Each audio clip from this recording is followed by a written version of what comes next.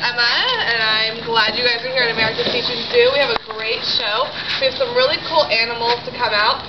There's one thing I'm going to ask of you, though. We're going to teach you a lesson, and at the end, maybe everyone will take a little test on this lesson. It's really easy, though. So I'm going to let our first animal come out, and then I'll explain all about our lesson we're going to be taught. So our first animal here is Coraline. This is a California king snake, so you can actually find these right here in California. She's called a king snake because she eats other snakes. Any snake that eats other snakes is a king snake. So there's a few different versions of king snake. And if you didn't know, obviously reptiles have scales on them. Scales kind of feel like if you touch the back of your fingernail, that's kind of how they feel. They're not slimy. She's very shiny looking, so that's why you think she's slimy, but she's not. She's very, very docile and easily handled. She comes out a lot to a lot of our shows. It's really rewarding for her. And another thing about reptiles, if you didn't know, they do shed their skin. Snakes will shed them in one long piece, and lizards will shed them in little pieces. So, you know, like us, we shed our skin all the time, every day, every minute. But they shed it once every couple of months or every month. It just depends on how well fed they are. So she actually just got done shedding the other day. So she has her new coat on today. So what I wanted to teach you guys about is we have a little saying here at America's Teaching Zoo. It's called eyes in the front, made to hunt. Eyes on the side, made to hide. So if you can see Coraline's face here, she has her eyes on the front. Now, why do you think she might have her eyes on the front? I mean, obviously it's to hunt, but why would they be on the side? Anyone know? So she can see straight at her prey. If you have your eyes on the side, you can kind of see around a little bit more, kind of see who might be coming after you because you are a prey item. So, Coraline here is a carnivore, which means, does anyone know what a carnivore is? They eat meat, yes. So she will only eat meat. She eats lots of little mice usually, and that's basically most of her diet. What's a mouse? What's a what? Okay. Alright, we're going to say bye to Coraline, and then the next animal that comes out, we'll try to decide if they're going to be a carnivore, like Coraline, with their eyes in the front, or maybe an herbivore that's going to have their eyes on the side. So our next animal coming out here is a double-headed yellow Amazon parrot. They're called a double yellow-headed because they have all yellow on their head. There's a blue fronted, so they have a little bit of blue.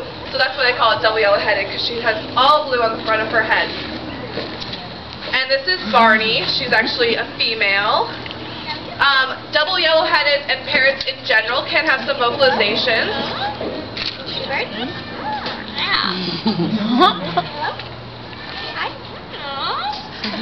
Hello. Yeah. She doesn't have as many as some. It just depends. Not every parrot that you're going to purchase will talk at all. Some will never talk their whole life. And they're not really talking, by the way. It's more of a mimicking. Because they don't have the thought process to talk like we do. They just mimic what we say, and they can even mimic, you know, sounds they hear a truck backing up or a cell phone or something like that. But what's that? They do have a lot of behaviors. They're really intelligent. They say that their intelligence level is about a 2- or 3-year-old, and these guys do live for a long time. So if you'd like to have a pet that would be maybe, you know, having like a 2- to 3-year-old child and living for up to 60 years, 80 years for macaws, then it's definitely a great pet for you. But unfortunately, these guys are on the endangered species list because of their forest deforestation in their natural habitat. So if you do decide you want to buy a parrot as a pet, make sure it comes from a captive a breeder, so they're not taken out of the wild. That's Barney. Say bye to Barney. Now, does she have her eyes on the front or on the side? On the side, right. So she is like up in the trees, so we would say normally she could be prey, but because she's up in the trees a lot, she wouldn't be as often, but she does have her eyes on the side because she wants to be able to see all around and make sure that she's not going to be eaten by a different animal. So that's her. And then then we'll bring out our next animal to decide if they're, you know, they have their eyes in the front or eyes on the side.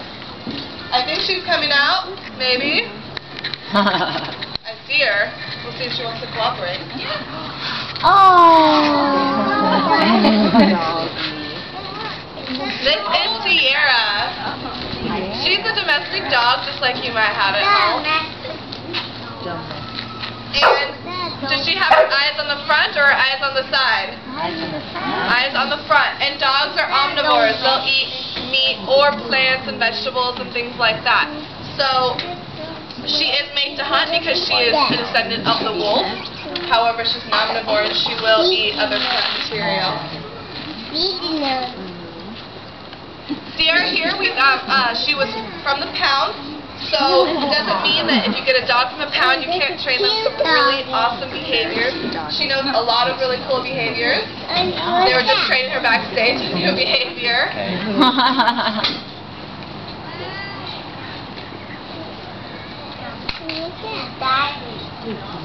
Aww, good. And Sierra here is, she's on loan from a company, so when she decides to leave, she could possibly be in a commercial or a movie that you can see. And we're going to try to do her new behavior, maybe.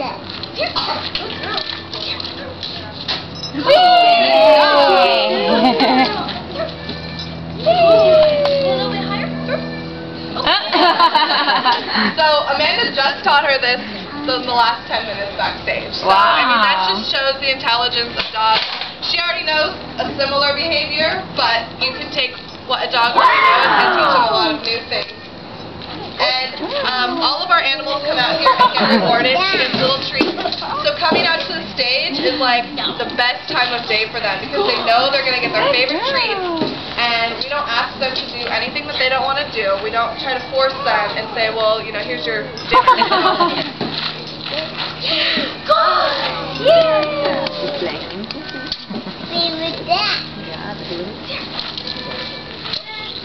Oh, I know it makes a noise. That's not it.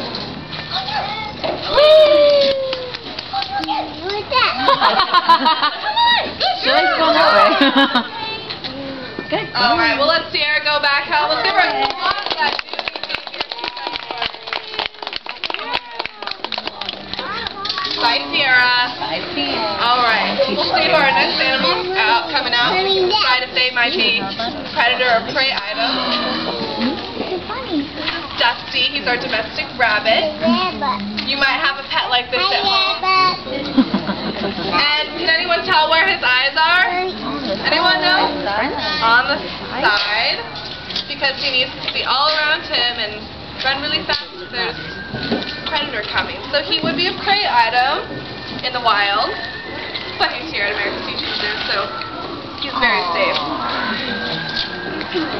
So does anyone want to know something really, really gross about rabbits? No. Really gross. Really. No. They eat their own poop. And then they poop it again. Because they want to get all the nutrients out of it. But supposedly, they only do this at night, so you won't see them doing this during the day. Like they have two different kinds of species. And they'll do it because they want to extract all the nutrients out of that. Because they do eat like hay or pellets.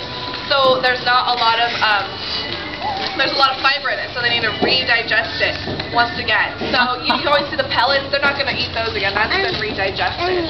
So it's kind of gross, it's also really interesting, I think, that, because I've never seen him do it. Aww. And he's a natural digger, he loves to dig. And does anyone know why rabbits or any kind of like jackrabbit or anything like that has really tall ears? Does anyone have any idea? Have you seen it? Mama. Yes, you're exactly right. So they have lots of little tiny blood vessels, and because they're up there, they can kind of circulate that blood up to a cooler spot that's farther away from the rest of their body. And so here we call them, you know, ear conditioning, which is kind of funny, I guess. What's that? So yeah, they have those huge ears. They also can hear obviously everything that's going on. Their nose, have you ever seen a rabbit's nose that moves around a lot? They're smelling everything that's around them. So rabbits are a really great pet if you decide to get something that's a little low maintenance and you don't want to get maybe that parrot that's going to be around for 60 years. You might want to get a rabbit because they're awesome pets. They like to cuddle. Parrots, maybe not. Dogs, they like to cuddle too, but he's an awesome pet, or he's an awesome pet. So we'll say bye to Dusty. Bye, Dusty.